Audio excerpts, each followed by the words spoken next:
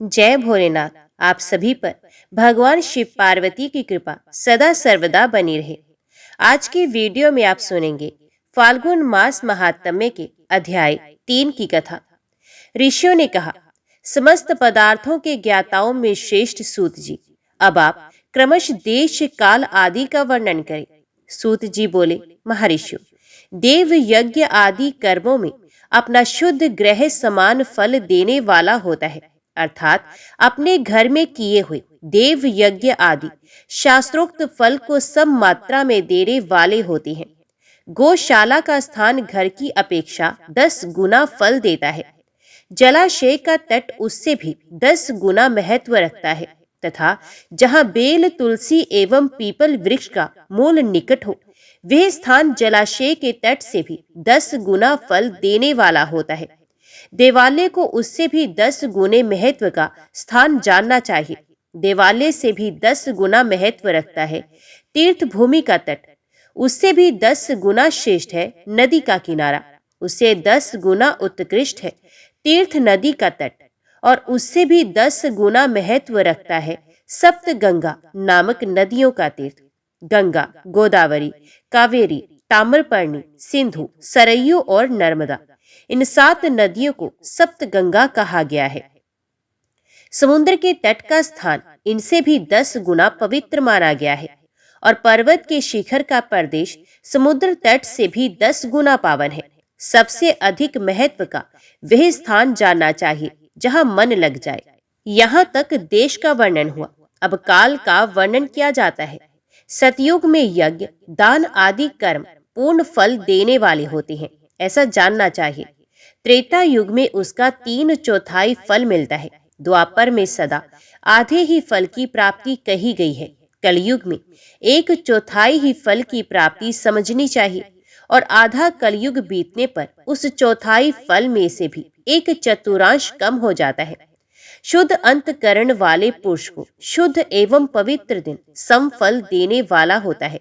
विद्वान ब्राह्मणों, सूर्य संक्रांति के दिन किया हुआ सत्कर्म पूर्वोक्त शुद्ध दिन की अपेक्षा 10 गुना फल देने वाला होता है, ये जानना चाहिए। उससे भी 10 गुना महत्व उस कर्म का है जो विषुव नामक योग में किया जाता है। दक्षिणायन आरंभ होने के दिन अर्थात कर्क की संक्रांति में किए हुए पुण्य क्रम का महत्व विषुव से भी 10 गुना माना गया है। उससे भी 10 गुना मकर संक्रांति में और उससे भी 10 गुना चंद्र ग्रहण में किए हुए पुण्य का महत्व है। सूर्य ग्रहण का समय सबसे उत्तम है।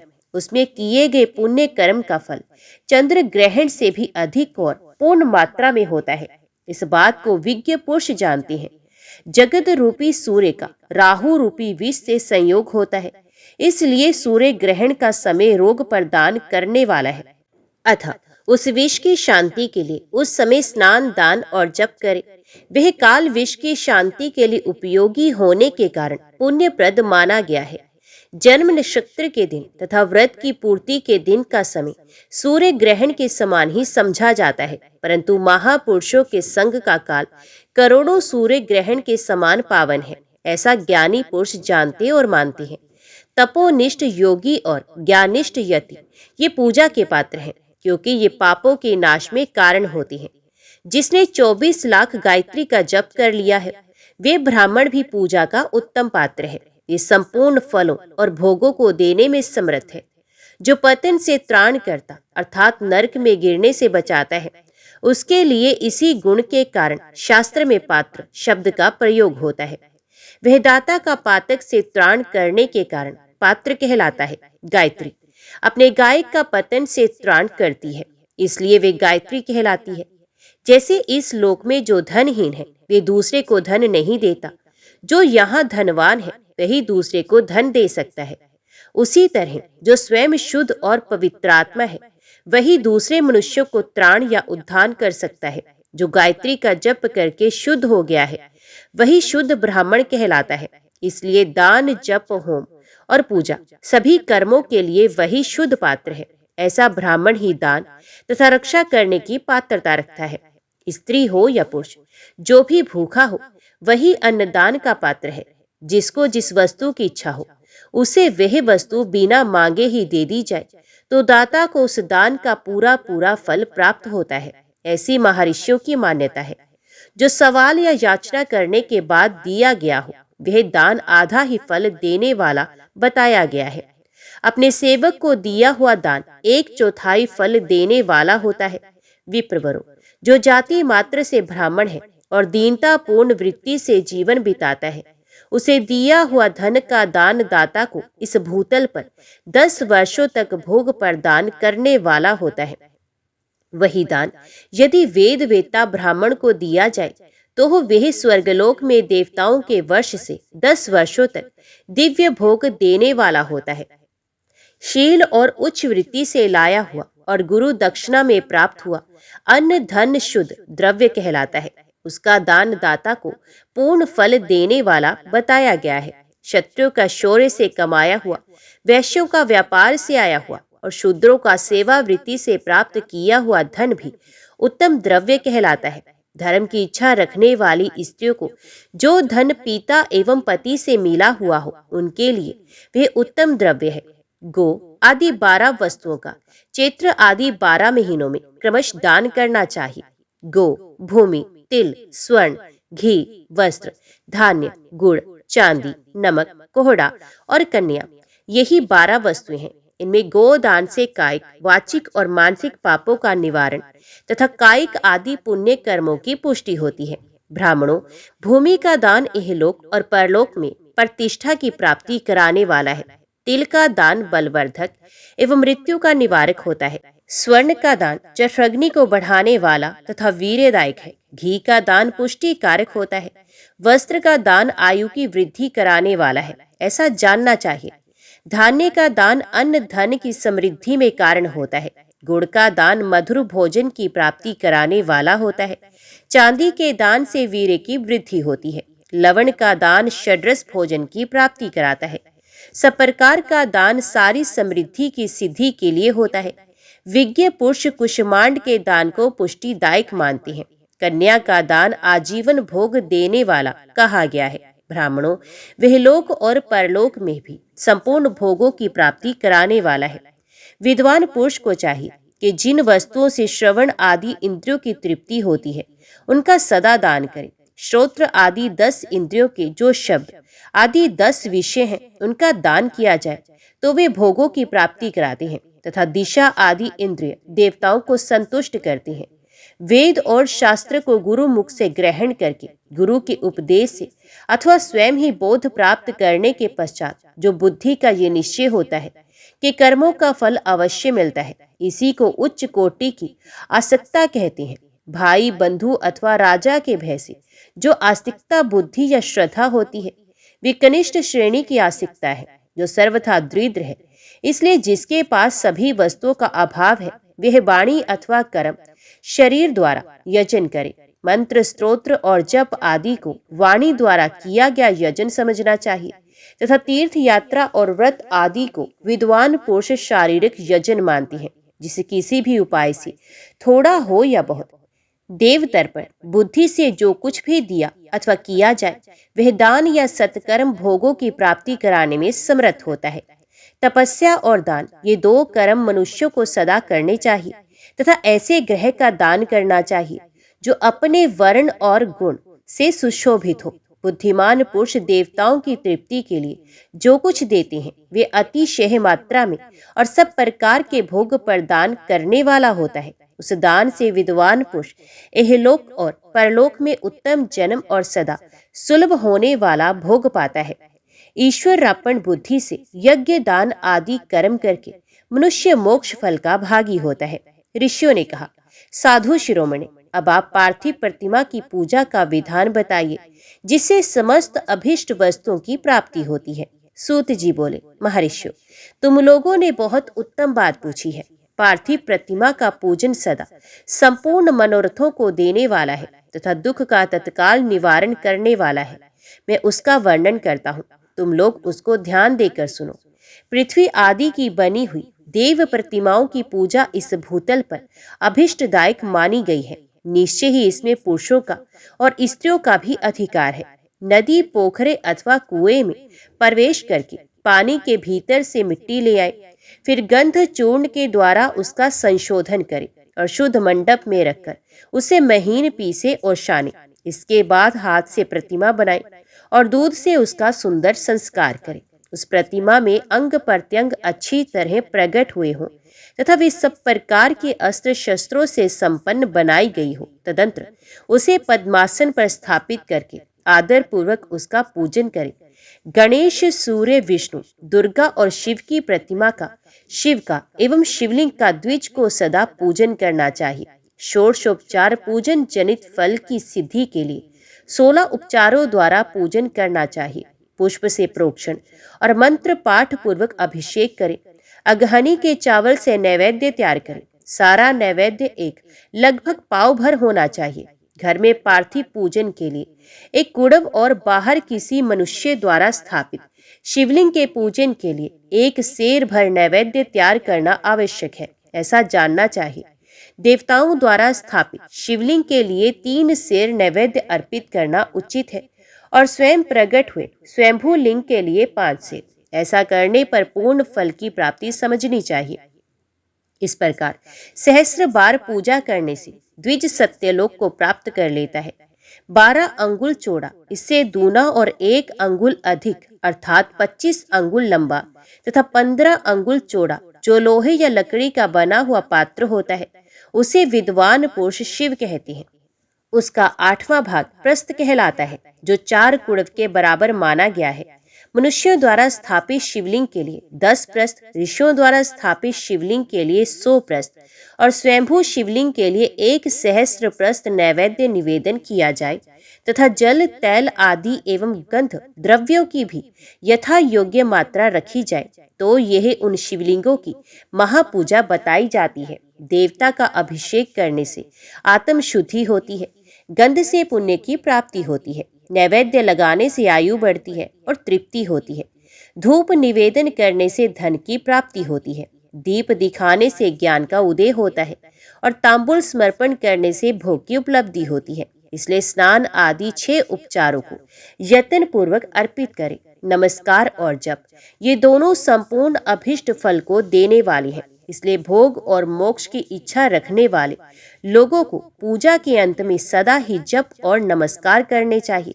मनुष्यों को चाहिए कि वे सदा पहले मन से पूजा करके फिर उन उपचारों से करें। देवताओं की पूजा से उन देवताओं के लोकों की प्राप्ति होती है तथा उनके अवान्तर लोक में भी यथेष्ट भोग की वस्तुएं उपलब्ध होती हैं। अब मैं देव पूजा से प्राप्त होने वाले विशेष फलों का वर्णन करता हूँ। द्विजों, तुम लोग श्रद्धा पूर्वक सुनो। विघ्न राज गणेश की पूजा से भूलोक में उत्तम अभिष्ट वस्तु की प्राप्ति होती है। शुक्रवार को श्रावण और भाद्रपद मासों के शुक्ल पक्ष की चतुर्थी को और पोष मास में शतभिजा नक्षत्र के आने पर विधि पूर्वक गणेश जी की पूजा करनी चाहिए। 100 या सहस्त्र दिनों में 100 या सहस्त्र बार पूजा करें। देवता और अग्नि में श्रद्धा रखते हुए किया जाने वाला उनका नित्य पूजन मनुष्यों को पुत्र एवं अभिष्ट वस्तु प्रदान करता है। ये समस्त पापों का शमन तथा भिन्न भिन्न दुष्कर्मों का विनाश करने वाले हैं। विभिन्न वारों में की हुई शिव आदि की पूजा को आत्म शुद्धि प्रदान करने वाली समझना चाहिए। वार या दिन, तिथि, नक्षत्र और योगों का आधार है, समस्त कामनाओं को देने वाला है।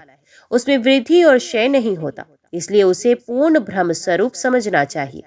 सूर्य उदय काल से लेकर सूर्य उदय काल आने तक एक वार की स्थिति मानी गई है जो ब्राह्मण आदि सभी वर्णों के कर्मों का आधार है। विहित तिथि के पूर्व भाग में की हुई देव पूजा मनुष्य को पूर्ण भोग प्रदान करने वाली होती है।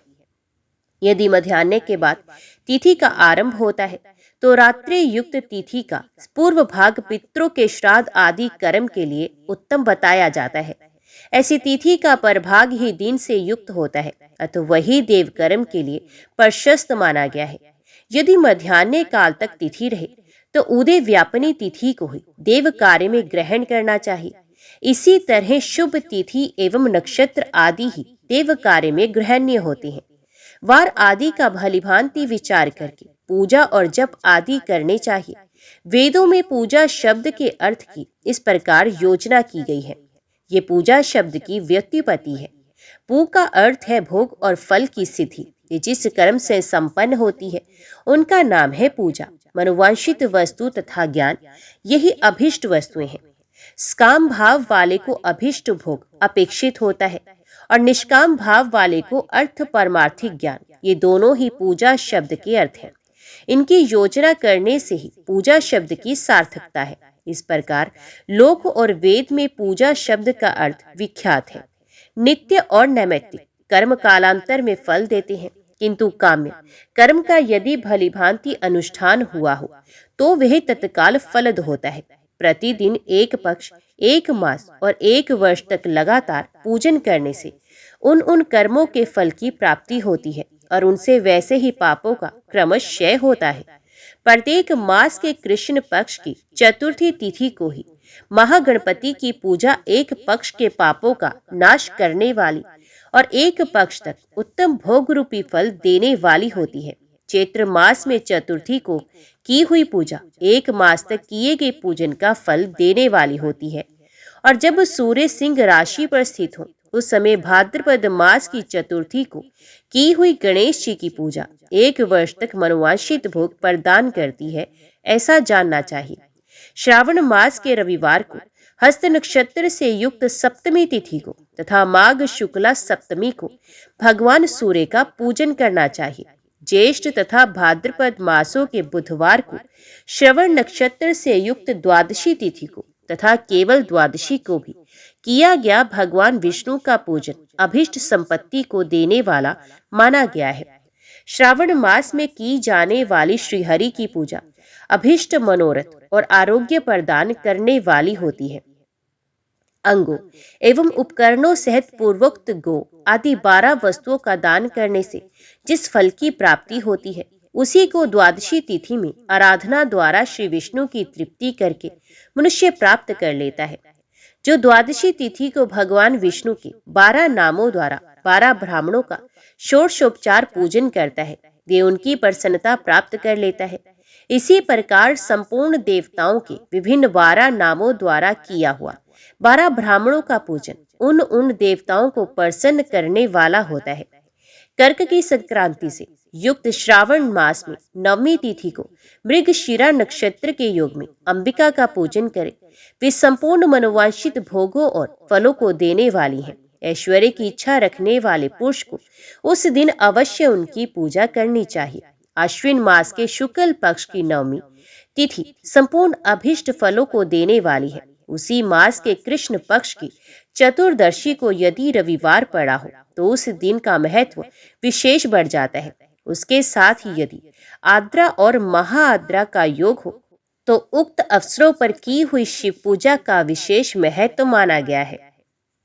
माघ कृष्ण चतुर्दशी को की हुई शिवजी की पूजा संपूर्ण अभिष्ट फलों को देने वाली है। ये मनुष्यों की आयु बढ़ाती है, मृत्यु कष्ट को दूर हटाती है और समस्त सिद्धियों की प्राप्ति कराती है।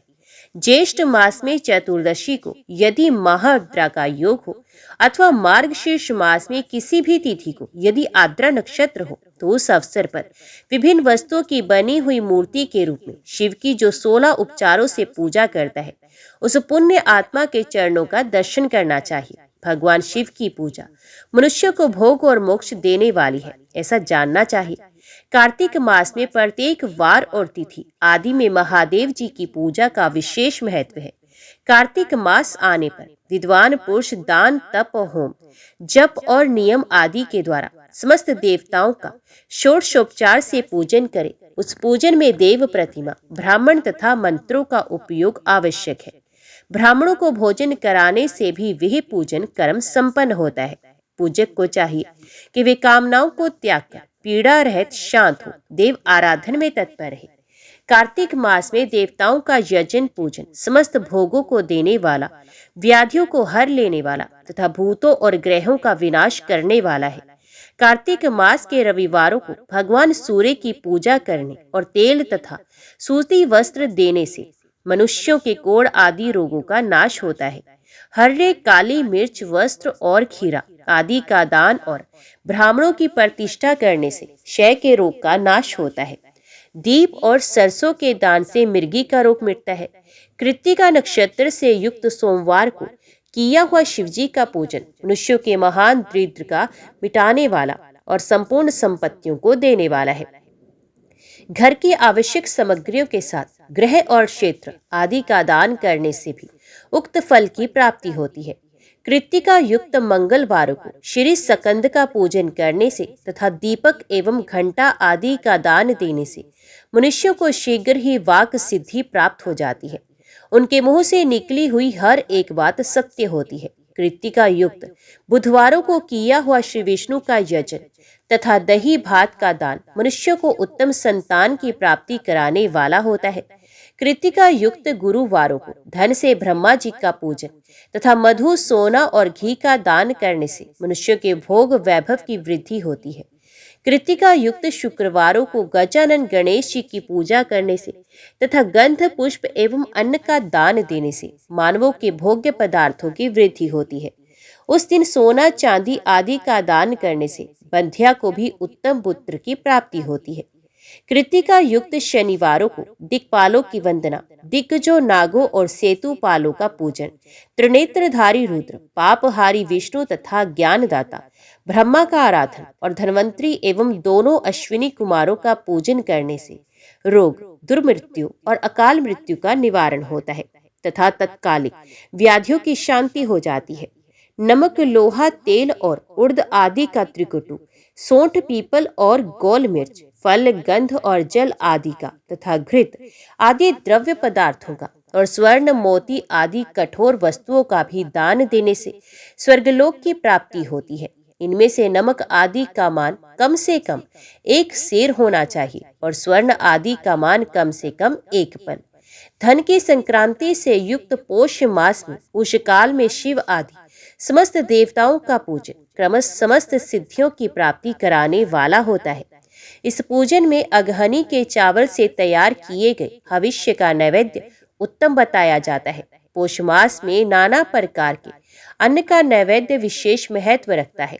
मार्गशीर्ष मास में केवल अन्न का दान करने वाले मनुष्यों को ही संपूर्ण अभिष्ट फलों की प्राप्ति हो जाती है।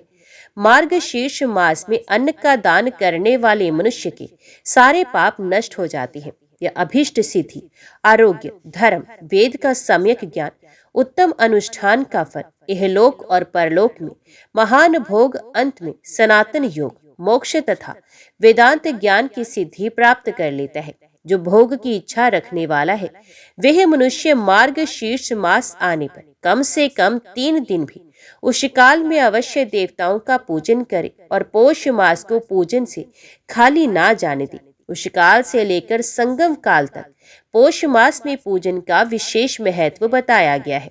पोष मास में पूरे महीने भर जितेंद्रिय और निराहार रहकर द्विज प्रातः काल से मध्याह्न काल तक वेद माता गायत्री का जप करें।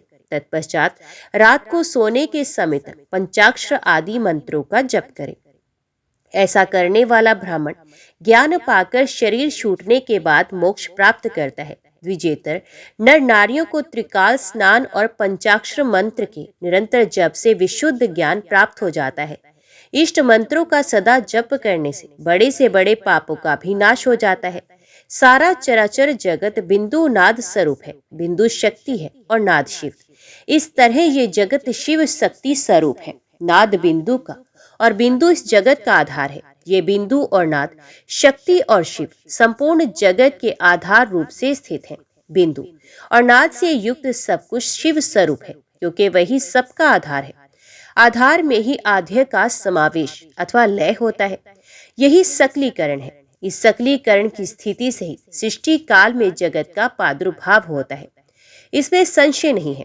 शिवलिंग बिंदु नाद स्वरूप है, अतः उसे जगत का कारण बताया जाता है। बिंदु देव है और नाद शिव।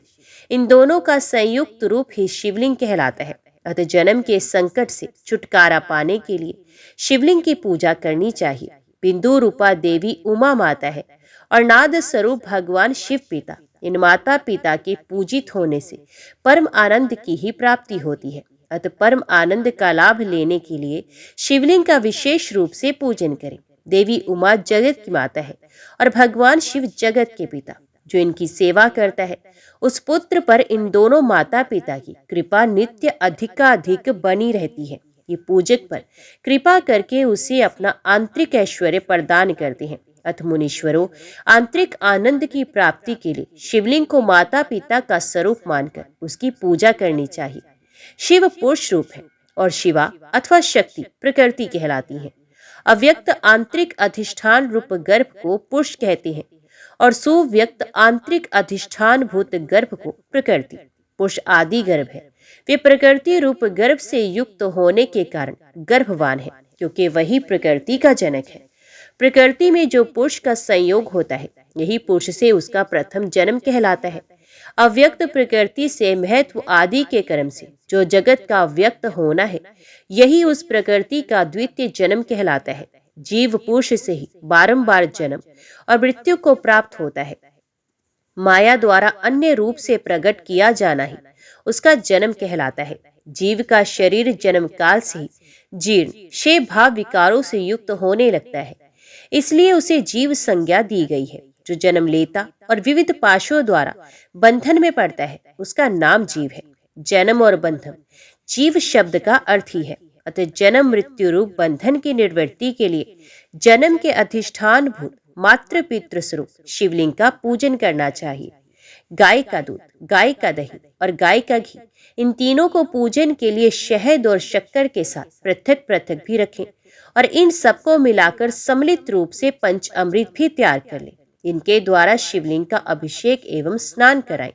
फिर गाय के दूध और अन्न के मेल से नैवेद्य तैयार करके प्रणव मंत्र के उच्चारण पूर्वक उसे भगवान शिव को अर्पित करें। संपूर्ण प्रणव को ध्वनि लिंग कहते हैं। स्वयंभू लिंग नाद स्वरूप होने के कारण नाद लिंग कहा गया है। यंत्र या अर्घा बिंदु स्वरूप होने के कारण बिंदु लिंग के रूप में विख्यात है। उसमें अचल रूप से प्रतिष्ठित जो शिवलिंग है, वह मकार स्वरूप है, इसलिए मकार लिंग कहलाता है। सवारी निकालने आदि के लिए जो चरलिंग होता है, वह उकार स्वरूप होने से उकार लिंग कहा गया है। तथा पूजा की दीक्षा देने वाले जो गुरु या आचार्य हैं, उनका विग्रह आकार का प्रतीक होने से आकार लिंग माना गया है। उस प्रकार आकार, उकार, मकार, बिंदु, नाद और ध्वनि के रूप में लिंगों के 6 भेद हैं। इन 6 लिंगों की नित्य पूजा करने से साधक जीवन मुक्त हो जाता है, इसमें संशय नहीं है। ऋषि बोले, प्रभु महामुने, आप हमारे लिए क्रमश षडलिंग स्वरूप प्रणव का महात्म्य तथा शिव भक्त के पूजन का प्रकार बताइए। सूत जी ने कहा, महर्षियों, आप लोग तपस्या के धनी हैं। आपने ये बड़ा सुंदर प्रश्न उपस्थित किया है, किंतु इसका ठीक ठीक उत्तर महादेव जी ही जानते हैं, दूसरा कोई नहीं। तथापि भगवान शिव की कृपा से ही मैं इस विषय का वर्णन करूंगा। वे भगवान शिव हमारी और आप लोगों की रक्षा का भारी भार बारंबार स्वयं ही ग्रहण करें। नाम है प्रकृति से उत्पन्न संसार रूपी महासागर का। प्रणव इससे पार करने के लिए दूसरी नाव है, इसलिए इस ओंकार को प्रणव की संज्ञा देते हैं। ओंकार अपने जप करने वाले साधकों से कहता है, परपंच नहीं है तुम लोगों के लिए। अतः इस भाव को लेकर भी ज्ञानी पुरुष ओम को प्रणव नाम से जानते हैं। इसका दूसरा भाव यूं है, ये तुम सब उपासकों को बलपूर्वक मोक्ष तक पहुंचा देगा। इस अभिप्राय से भी इसे ऋषि मुनि प्रणव कहते हैं।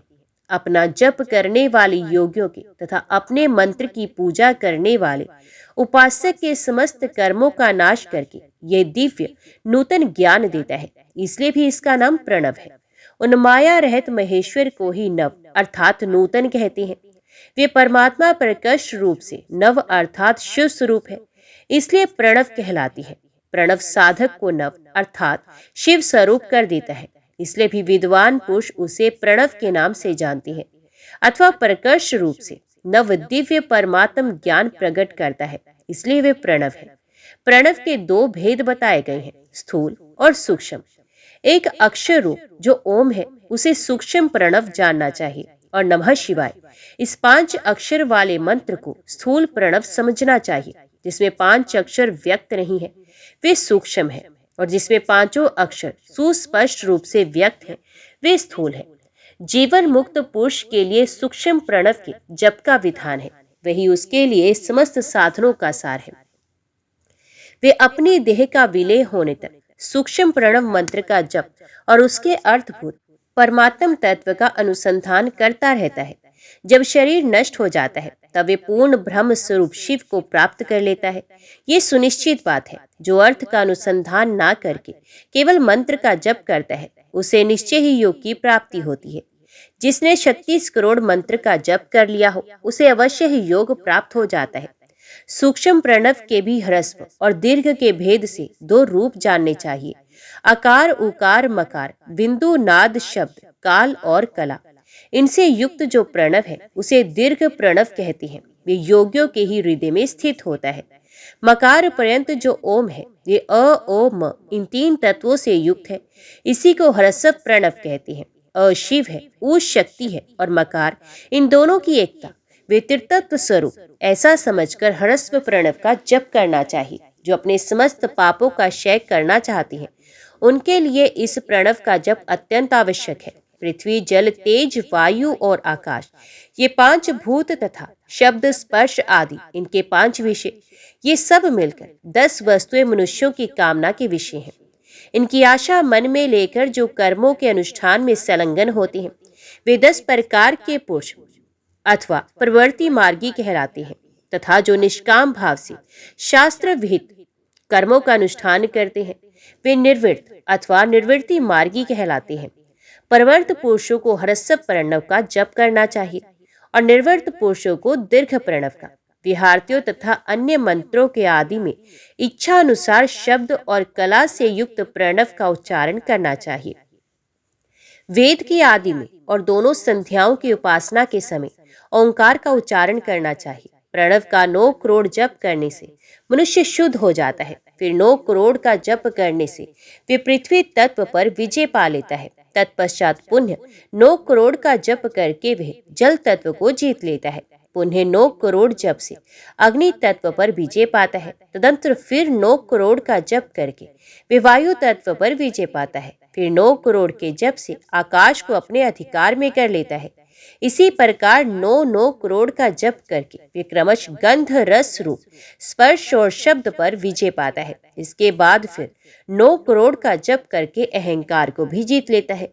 इस तरह 108 करोड़ प्रणव का जप करके उत्कृष्ट बोध को प्राप्त हुआ पुरुष शुद्ध योग का लाभ करता है। शुद्ध योग से युक्त होने पर वह जीवन मुक्त हो जाता है, इसमें संशय नहीं है। सदा प्रणव का जप और प्रणव रूपी शिव का ध्यान करते करते समाधि में स्थित हुआ महायोगी पुरुष साक्षात शिव ही है, इसमें संशय नहीं है। पहले अपने शरीर में प्रणव के ऋषि, छंद और देवता आदि का न्यास करें, फिर जप आरंभ करें। आकार आदि मात्र का वर्णों से युक्त प्रणव का अपने अंगों में न्यास करके मनुष्य ऋषि हो जाता है। मंत्रों के 10 विध संस्कार मात्र का न्यास आदि के साथ संपूर्ण न्यास फल उसे प्राप्त हो जाता है। प्रवृत्ति तथा प्रवृत्ति निवृत्ति से मिश्रित भाव वाले पुरुषों के लिए स्थूल प्रणव का जप ही अभिष्ट साधक होता है। क्रिया, तप और जप के योग से शिव योगी 3 प्रकार के होते हैं, जो क्रमश क्रिया योगी, तपो योगी और जप योगी कहलाते हैं। जो धन आदि वैभवों से पूजा सामग्री का संचय करके हाथ आदि अंगों से नमस्कार आदि क्रिया करते हुए इष्ट देव की पूजा में लगा रहता है, वह क्रिया योगी कहलाता है। पूजा में संलग्न रहकर जो परिमित भोजन करता, बाहरी इंद्रियों को जीतकर वश में किए रहता और मन को भी वश में करके परद्रोह आदि से दूर रहता है, वह तपो योगी कहलाता है। इन सभी सद्गुणों से युक्त होकर जो सदा शुद्ध भाव से रहता तथा समस्त काम आदि दोषों से रहित हो शांत चित्त से निरंतर जप किया करता है, उसे महात्मा पुरुष जप योगी मानते हैं। जो मनुष्य 16 प्रकार के उपचारों से शिव योगी महात्माओं की पूजा करता है, विशुद्ध होकर सालोक्य आदि के क्रम से उत्तरोत्तर उत्कृष्ट मुक्ति को प्राप्त करता है। द्विजो, अब मैं जप योग का वर्णन करता हूँ, तुम सब लोग ध्यान देकर सुनो। तपस्या करने वाले के लिए जप का उपदेश किया गया, क्योंकि वह जप करते करते अपने आप को सर्वथा शुद्ध कर लेता है। ब्राह्मणों, पहले नमः पद हो, उसके बाद चतुर्थी विभक्ति में शिव शब्द हो, तो पंच तत्वात्मक नमः शिवाय मंत्र होता है। इसे शिव पंचाक्षर कहते हैं। यह स्थूल प्रणव रूप है। इस पंचाक्षर के जप से ही मनुष्य संपूर्ण सिद्धियों को प्राप्त करता है। पंचाक्षर मंत्र की आदि में ओंकार लगाकर ही सदा उसका जप करना चाहिए। द्विजो, गुरु के मुख से पंचाक्षर मंत्र का उपदेश पाकर जहाँ सुख पूर्वक निवास किया जा सके। ऐसी उत्तम भूमि पर महीने के पूर्व पक्ष में प्रतिपदा से आरंभ करके कृष्ण पक्ष की चतुर्दशी तक निरंतर जप करते रहे। माघ और भादो के महीने अपना विशिष्ट महत्व रखते हैं। ये समय सब समयों में उत्तम माना गया है। साधक को चाहिए कि वे प्रतिदिन एक बार परिमित भोजन करें, मौन रहे, इंद्रियों को वश में रखें, अपने स्वामी एवं माता पिता की नित्य सेवा करें। इस नियम से रहकर जप करने वाला पुरुष 1,000 जप से ही शुद्ध हो जाता है, अन्यथा वे ऋणी होता है। भगवान शिव का निरंतर चिंतन करते हुए पंचाक्षर मंत्र का 5 लाख जप करें।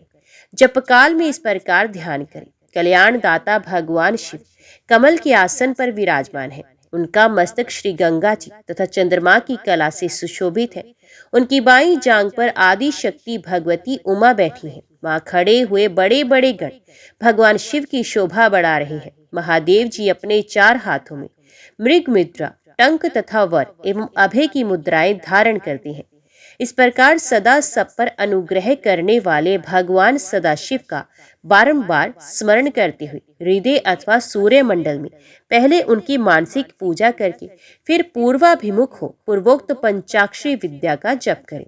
उन दिनों साधक सदा शुद्ध क्रम ही करे और दुष्कर्म से बचा रहे। जबकि समाप्ति के दिन कृष्ण पक्ष की चतुर्दशी को प्रातः काल नित्य क्रम करके शुद्ध एवं सुंदर स्थान में शौच, संतोष आदि नियमों से युक्त हो शुद्ध हृदय से पंचाक्षर मंत्र का 12 सहस्र जप करें। तत्पश्चात 5 सप्तनिक ब्राह्मणों का जो श्रेष्ठ एवं शिव भक्त हो वर्ण करें। इनके अतिरिक्त एक श्रेष्ठ आचार्य प्रवर का भी वर्ण करें और उसे सांब सदा शिव का स्वरूप समझे। ईशान, तत्पुरुष, अघोर, वामदेव तथा सद्योजात, इन 5 के प्रत्येक स्वरूप 5 ही श्रेष्ठ और शिव भक्त ब्राह्मणों का वर्ण करने के पश्चात पूजन सामग्री को एकत्रित करके भगवान शिव का पूजन आरंभ करें। विधि पूर्वक शिव की पूजा संपन्न करके होम आरंभ करें। अपने गृह सूत्र के अनुसार सुखांत क्रम करके अर्थात परिसमोहन, उपलेपन, उल्लेखन, मृद उद्धरण और अभ्युक्षण, इन 5 भू संस्कारों के पश्चात वेदी पर स्वाभिमुख अग्नि को स्थापित करके कुश कुंडिका के अनंतर प्रज्वलित अग्नि में आज्य भागांत आहुति देकर प्रस्तुत होम का कार्य आरंभ करें। कपिला गाय के घी से 11, 101 अथवा 1001 आहुतियां स्वयं ही दे अथवा विद्वान पुरुष शिव भक्त ब्राह्मणों से 108 आहुतियां दिलाए।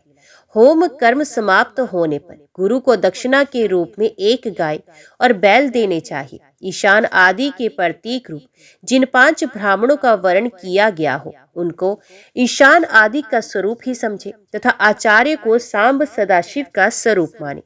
इसी भावना के साथ उन सबके चरण धोए और उनके चरणोदक से अपने मस्तक को सींचे। ऐसा करने से वे साधक अगिनत तीर्थों में तत्काल स्नान करने का फल प्राप्त करता है। उन ब्राह्मणों को भक्ति पूर्वक दशांश अन्न देना चाहिए। गुरु पत्नी को पराशक्ति मानकर उनका भी पूजन करे। ईशान आदि क्रम से उन सभी ब्राह्मणों का उत्तम अन्न से पूजन करके अपने वैभव विस्तार के अनुसार रुद्राक्ष वस्त्र, बड़ा और पुआ आदि अर्पित करें। तदंतर दिक्पाल आदि को बलि देकर ब्राह्मणों का भरपूर भोजन कराएं। इसके बाद देवेश्वर शिव से प्रार्थना करके अपना जप समाप्त करें। इस प्रकार पुष्चरण करके मनुष्य उस मंत्र को सिद्ध कर लेता है। फिर 5 लाख जप करने से समस्त पापों का नाश हो जाता है। तदंतर पुनः 5 लाख जप करने पर अतल से लेकर सत्यलोक तक 14 भुवनों पर क्रमश अधिकार प्राप्त हो जाता है। यदि अनुष्ठान पूर्ण होने के पहले बीच में ही साधक की मृत्यु हो जाए तो वह परलोक में उत्तम भोग भोगने के पश्चात पुनः पृथ्वी पर जन्म लेकर पंचाक्षर मंत्र के जप का अनुष्ठान करता है। समस्त लोकों का ऐश्वर्य पाने के पश्चात वे मंत्र को सिद्ध करने वाला पुरुष यदि पुनः 5 लाख जप करे तो उसे ब्रह्मा जी का सामीप्य प्राप्त होता है। पुनः 5 लाख जप करने से सारूप्य नामक ऐश्वर्य प्राप्त होता है। 100 लाख जप करने से वे साक्षात ब्रह्मा के समान हो जाता है। इस तरह कार्य ब्रह्म हिरण्य गर्भ का सायुज्य प्राप्त करके वे उस ब्रह्मा का परलय होने तक उस लोक में यथेष्ट भोग भोगता है। फिर दूसरे कल्प का आरंभ होने पर वे ब्रह्मा जी का पुत्र होता है। उस समय फिर तपस्या करके दिव्य तेज से प्रकाशित हो वे क्रमश मुक्त हो जाता है। पृथ्वी आदि कार्य स्वरूप भूतों द्वारा पाताल से लेकर सत्य लोक पर्यंत ब्रह्मा जी के 14 लोक क्रमश निर्मित हुए हैं। सत्य लोक से ऊपर शमालोक तक जो 14 भवन है वे भगवान विष्णु के लोक हैं। शमा लोक से ऊपर शुचि लोक पर्यंत 28 भवन स्थित हैं। शुचि लोक के अंतर्गत कैलाश में प्राणियों का संहार करने वाले रुद्रदेव विराजमान है। शुचि लोक से ऊपर अहिंसा लोक पर्यंत 56 भुवनों की स्थिति है।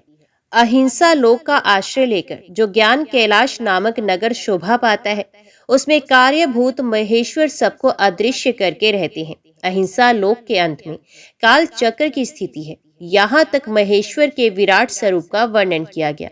वहीं तक लोगों का तिरोधान अथवा लय होता है। उससे नीचे कर्मों का भोग है और उससे ऊपर ज्ञान का भोग। उसके नीचे कर्म माया है और उसके ऊपर ज्ञान माया। अब मैं कर्म माया और ज्ञान माया का तात्पर्य बता रहा हूँ। माँ का अर्थ है लक्ष्मी, उससे कर्म भोग यात प्राप्त होता है, इसलिए वे माया अथवा कर्म माया कहलाती है। इसी तरह माँ अर्थ लक्ष्मी से ज्ञान योग यात अर्थात प्राप्त होता है, इसलिए उसे माया या ज्ञान माया कहा गया है। उपर्युक्त सीमा से नीचे नश्वर भोग है और ऊपर नित्य भोग। उससे नीचे ही तिरोधान अथवा लय है, ऊपर नहीं। वहां से नीचे ही कर्म में पाशों द्वारा बंधन होता है, ऊपर बंधन का सदा अभाव है। उसे नीचे ही जीव सकाम कर्मों का अनुसरण करते हुए विभिन्न लोकों और योनियों में चक्कर काटते हैं। उसे ऊपर के लोकों में निष्काम क्रम का ही भोग बताया गया है। बिंदु पूजा में तत्पर रहने वाले उपासक वहां से नीचे के लोकों में ही घूमते हैं। उसके ऊपर तो निष्काम भाव से शिवलिंग की पूजा करने वाले उपासक ही जाते हैं, जो एकमात्र शिव की ही उपासना में तत्पर है। उससे ऊपर के लोकों में जाते हैं। वहां से नीचे जीव कोटि है और ऊपर ईश्वर कोटि।